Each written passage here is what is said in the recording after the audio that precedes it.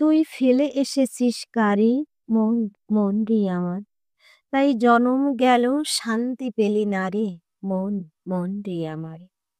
জানালার গ্রিলে মাথাটা ঠেকিয়ে অঝোর ধারায় কেঁদে চলেছে মানসী।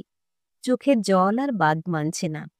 অবাধ্য মনকে কোন বাক্য দিয়ে শান্ত করতে পারছে না সে। কান্নার দমকে রোগা পাতলা ঠোঁটিটা কেঁপে কেঁপে উঠছে। পাশের ঘরে ল্যাপটপে অফিসের একটা জরুরি মিটিং সামলাচ্ছিল সুনন্দ, মানুষের একমাত্র ছেলে। তার এখন অফিসে ওয়ার্ক ফ্রম হোম চলছে। দীর্ঘ 7 ঘন্টা নিজের রুমে ল্যাপটপে বসে অফিসের যাবতীয় দায়িত্ব সামলায়। মিটিং শেষে মিনিট 10-এর ব্রেকে পাশের ঘরে মাকে একবার দেখতে এসেছে। মায়ের ঘরে ঢুকে ক্রন্দনরত মাকে দেখে অবাক হয়ে যায় সুনন্দ। দ্রুত এসে মাকে পিছন থেকে জড়িয়ে ধরে। ছেলের অকস্মাৎ আগমনে চমকে গিয়েও উল্টে ছেলের দিকে ঘুরে তার বুকে মুখ গুজে ফুঁপে ওঠে মানসী। সুনন্দ তখন মাকে নিজের বুকে মিশিয়ে নিয়ে বলে, মা প্লিজ কেঁদো না, এখন আমাদের অনেক লড়াই করতে হবে।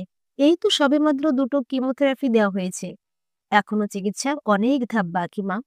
এভাবে হাল ছেড়ে দিও না, আর আমাদেরও দুর্বল করে দিও না। তুমি কাঁদলে আমরা ভীষণ কষ্ট পাই, তা বোঝো না? আমার লক্ষ্মী মা, ডাক্তারবাবু তো বলেছেন তুমি সম্পূর্ণ সুস্থ হয়ে যাবে, তবু কেন যে বোঝো না তুমি? শেষের কথাগুলো বলতে বলতে গলাটা ধরে আসে সুনন্দর। কথাগুলো যে সর্বই মিথ্যা তা মা ছেলে দুজনেই জানে। ডাক্তারবাবু তাদের বাবা ছেলে দুজনের সামনে স্পষ্ট ভাষায় বলেছেন, মিস্টার দত্ত, আপনার স্ত্রীর জরায়ুর ক্যান্সারটা ভীষণভাবে ছড়িয়ে পড়েছে। এটা লাস্ট স্টেজ বলা যায়। আমরা আপ্রাণ চেষ্টা করছি, তবে এ বিষয়ে আপনাদের কোনো রকম অন্ধকারে রাখতে চাই না। ওনার হাতে সময় খুব কম, হয়তো বড়জোর মাস 6, তবে নিরাশ হবেন না। আমার কথাগুলো ভুলও হতে পারে, অনেকেই সারভাইভ করে গেছেন। আমাদের টিমও সব ধরনের চেষ্টা চালাচ্ছে। ধৈর্য ধরুন, ওনাকে মানসিকভাবে ভালো রাখুন। তখন থেকেই সুনন্দ এবং ওর বাবা দীপক সবসময় মানসীর খেয়াল রাখে। ছেলের আদর পেয়ে ফুপিয়ে ফুপিয়ে কেঁদে চলে মানসী। বারবার মনে হয়, যদি তাকে একবার, শেষবার চোখের দেখা দেখতে পেতাম, যদি একবার বুকের মাঝে জড়িয়ে ধরতে পারতাম। সুনন্দ নয়, যদি তার বুকে মাথা রেখে 2 ফোঁটা চোখের জল ফেলতে পারতাম, যদি তার মুখে একবার মা ডাক শুনতে পেতাম, তাহলে এই জীবনের সকল স্বাদ আশা পূর্ণ হতো। কিন্তু কোথায় সে? কোথায় খুঁজবো তাকে? কি অধিকারে দাঁড়াবো তার কাছে? কিভাবে তাকে স্পর্শ করব? সব জেনে যদি সে ঘৃণা করে, যদি অবজ্ঞা অপমানের দৃষ্টিতে তাকায়, যদি... আর ভাবতে পারে না মানুষই।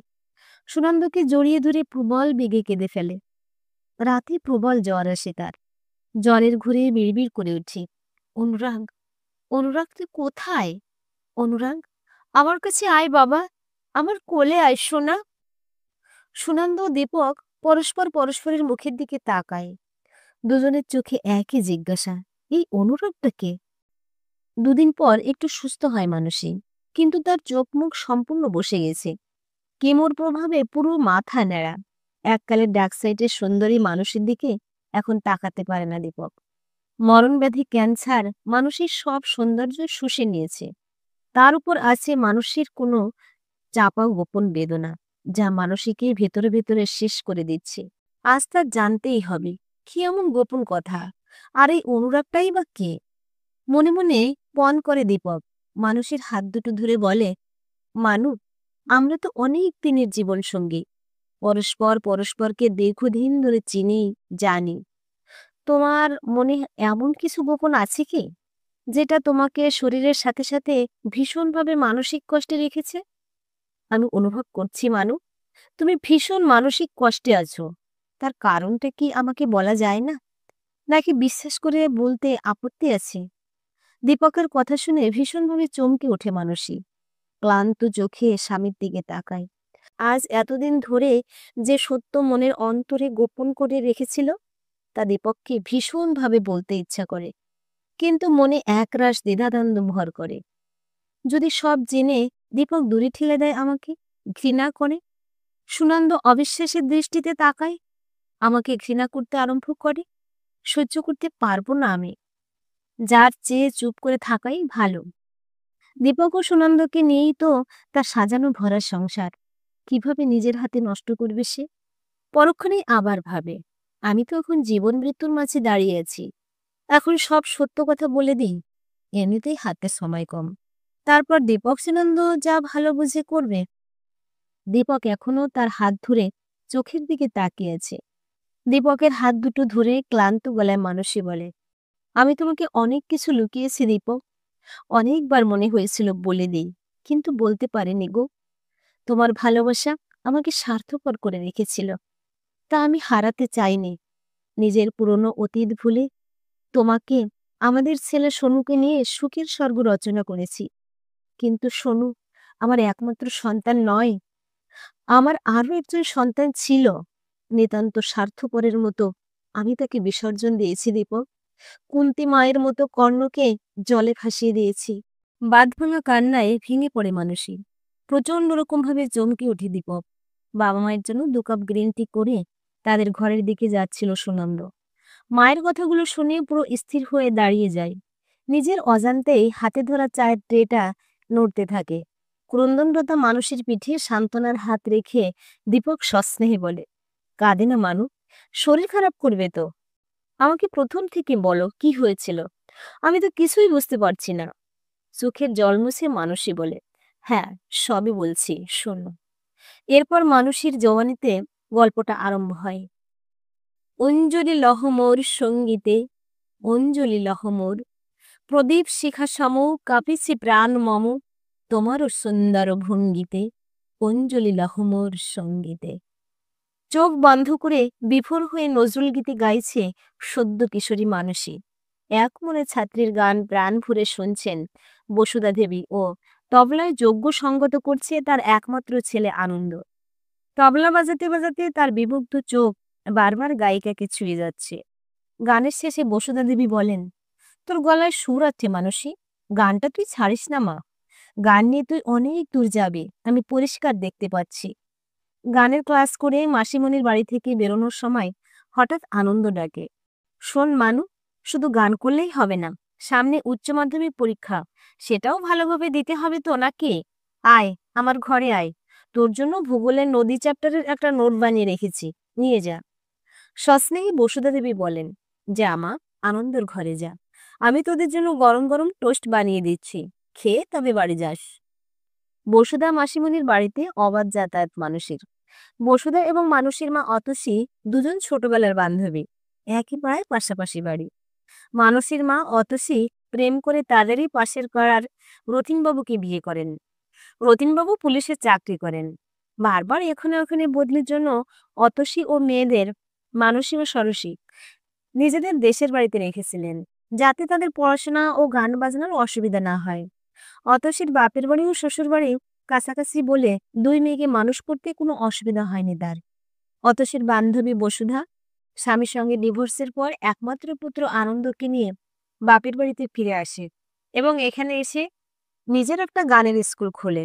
অতসী এবং বসুধার বন্ধুত্ব এখনো অটুট এবং 2 বাড়িতেই ছেলে মেয়েদের অবাধ যাতায়াত। ছোট থেকেই মানসী ও সরসী 2 বোন বসুধার কাছে গান শিখতে আসে।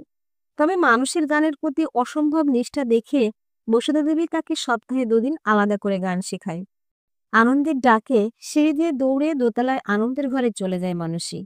সে ঘরে ঢুকতেই দরজাটা বন্ধ করে তাকে জড়িয়ে ধরে আনন্দ। উন্মাদের মতো ঠোঁটে ঠোঁট ডুবিয়ে দেয়, আবেগতাড়িত গলায় বলে, সপ্তাহে এই 2টো দিনের জন্য কত অপেক্ষা করি বুঝতে পারিস না তুই? নাকি জেনে বুঝে আমাকে কষ্টে রাখিস? প্রেমিকের আদরে ডুবে যেতে যেতে মানসী বলে, আমিও তো তোমার অপেক্ষায় থাকি আনন্দদা, বুঝো না কেন তুমি?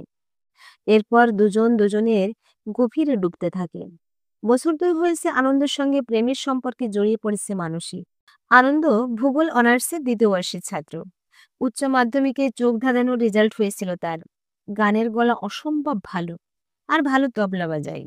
এহেন কৃতি ছাত্র আনন্দদার কাছ থেকে প্রায়ই ভূগোলের খুঁটিনাটি বিষয় জেনে নিত, বুঝে নিত মানসী।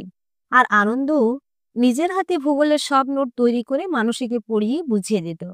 এভাবেই তারা প্রথমে পরস্পর পরস্পরের মনের কাছাকাছি এবং পরে পরে শরীরের কাছাকাছি চলে আসে। 2টি আবেগতাড়িত মন সদ্য যৌবনের জোয়ারে ভেসে যায়। এভাবেই সময় পেরিয়ে যায়। বছর চার পর হঠাৎ করে অঘটনটা ঘটে। মানসী তখন কলেজের দ্বিতীয় বর্ষের ছাত্রী। সামনে পরীক্ষা, তার প্রস্তুতি চলছে। আনন্দের কথা মতো ভূগোলে অনার্স নিয়ে পড়েছে সে।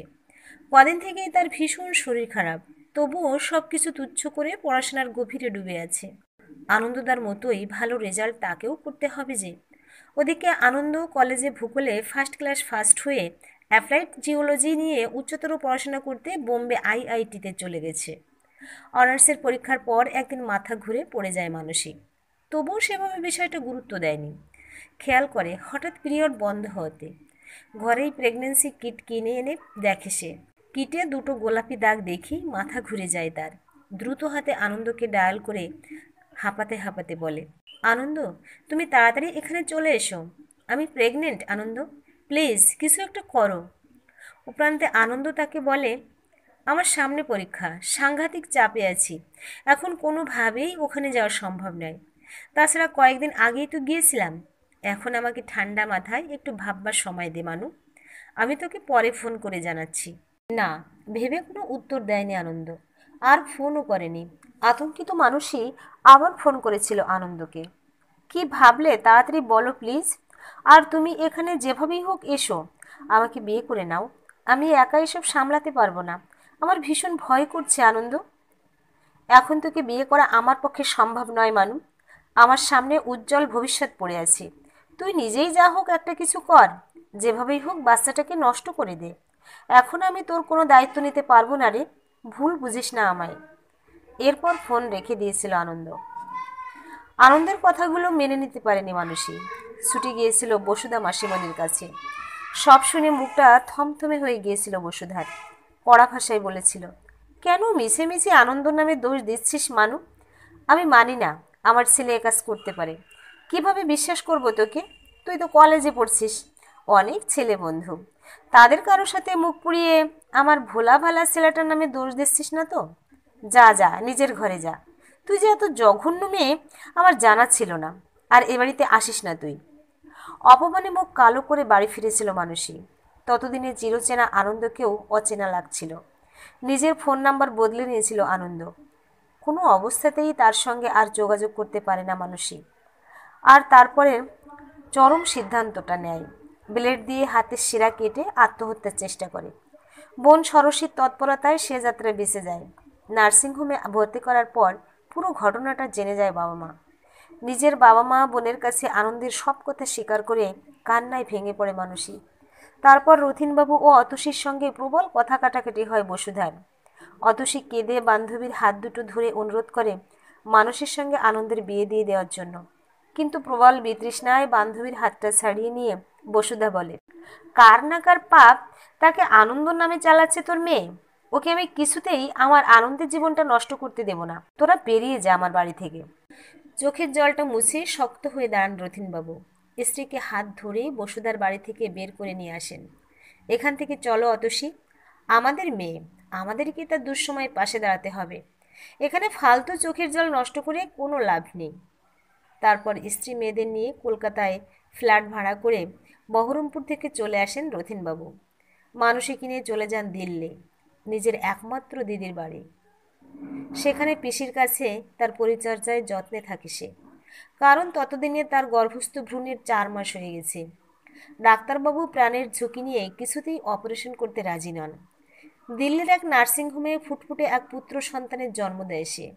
নিজের গর্ভের প্রথম সন্তানকে বুকে জড়িয়ে ধরে ডুকরে কেঁদে ওঠে। অস্ফুটে বলে, আমার অনুরাগ। ভালোবাসার রঙিন স্বপ্নের দিনে আনন্দের কোলে মাথা রেখে ছেলের এই নামটাই ঠিক করেছিল মানসী। আর আনন্দ মেয়ের নাম ঠিক করেছিল মান্যতা। কিন্তু ছেলেকে বেশিদিন বুকে জড়িয়ে ধরে রাখতে পারেনি মানসী। রথিনবাবুর নির্দেশ মতো অনুরাগের জন্মের 15 দিন পর অনুরাগকে নিয়ে নিজের ছেলের পরিচয় দিয়ে বিদেশে পাড়ি দেয় রুনুদা ও তুলিকা বৌদি, মানুষের আপন পিসতুতো দাদা বৌদি। রুনুদা তুলিকা বৌদি নিঃসন্তান, তাই মামার কথা মতো বোনের ছেলেকে তারা নিজের কাছে নিয়ে চলে যায়। সব হারিয়ে কলকাতায় ফেরে মানসী। এতক্ষণে এক শ্বাসে মানুষের সব কথাগুলো শুনছিল দীপকবাবু আর দরজার বাইরে দাঁড়িয়ে সুনন্দ।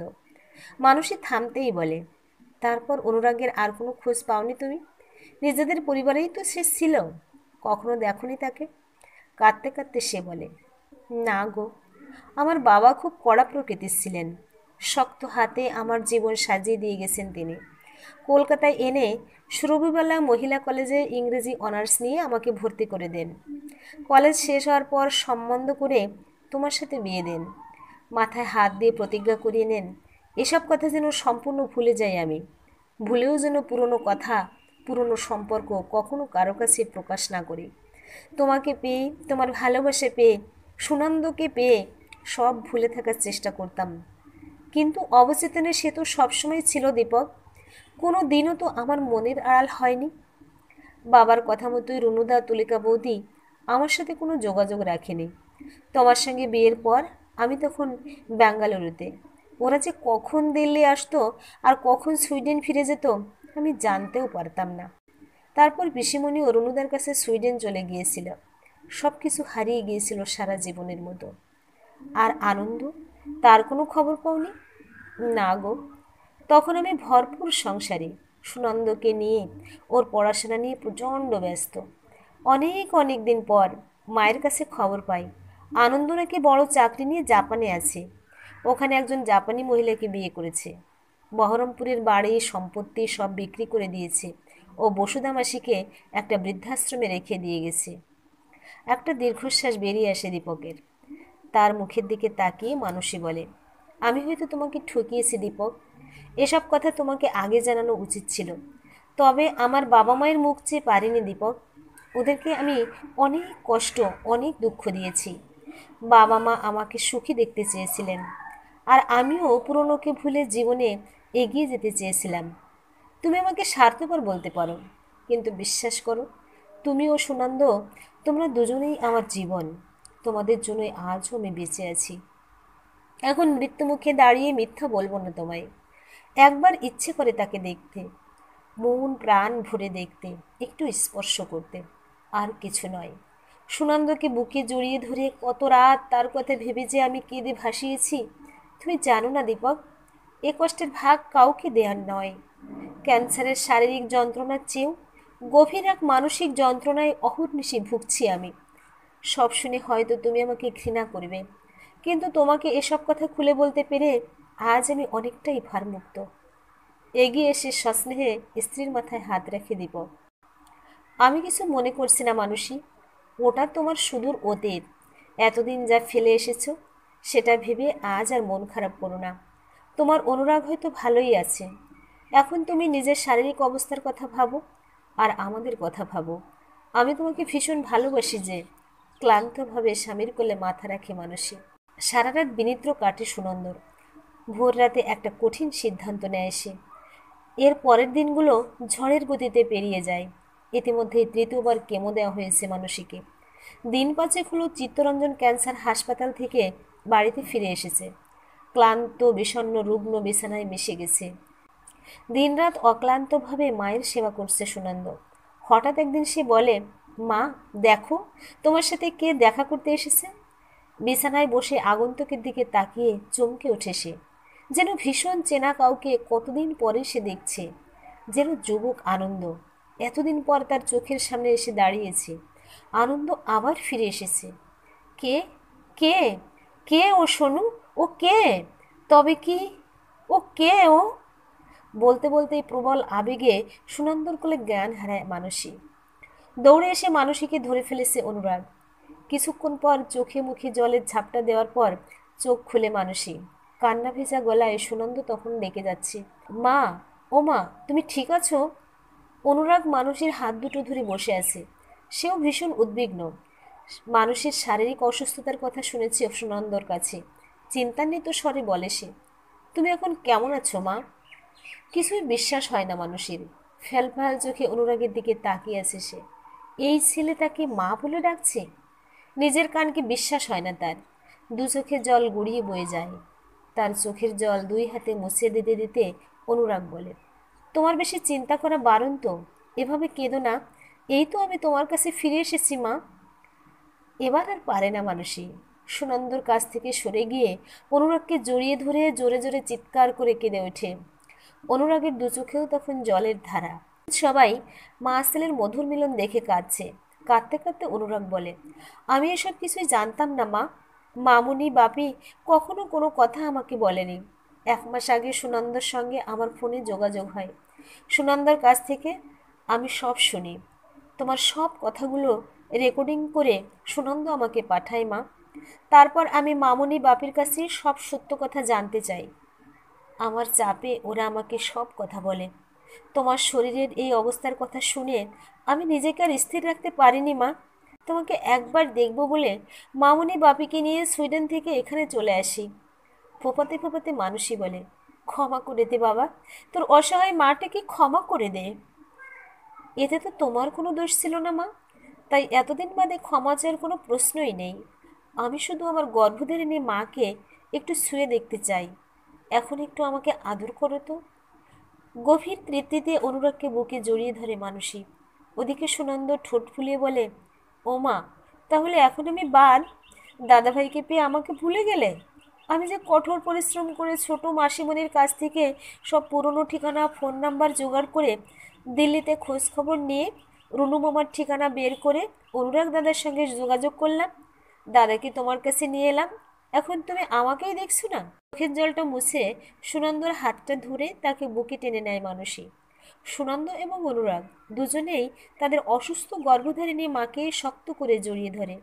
ছেলেদের জড়িয়ে ধরে স্বামী দীপকের দিকে তাকায় মানসী। তার চোখেও নিজের জন্য গভীর প্রেম দেখতে পায়। দুই পুত্রকে বুকে জড়িয়ে আবেশে চোখ বুজে মানসী। আহ, কি শান্তি! সব শারীরিক যন্ত্রণা, কষ্ট সব কিছু যেন এক নিমেষে উধাও হয়ে গেছে। কোনো কষ্টের অনুভব হচ্ছে না আর। নিজেকে পৃথিবীর সবচেয়ে সুখী মানুষ মনে হয়। মনে মনে ভগবানের কাছে প্রার্থনা করে মানসী, হে ভগবান, আর কয়েকটা দিন বাঁচিয়ে রাখো আমায়। আমার অনুরাগকে আমি একটু প্রাণ ভরে দেখে নেই।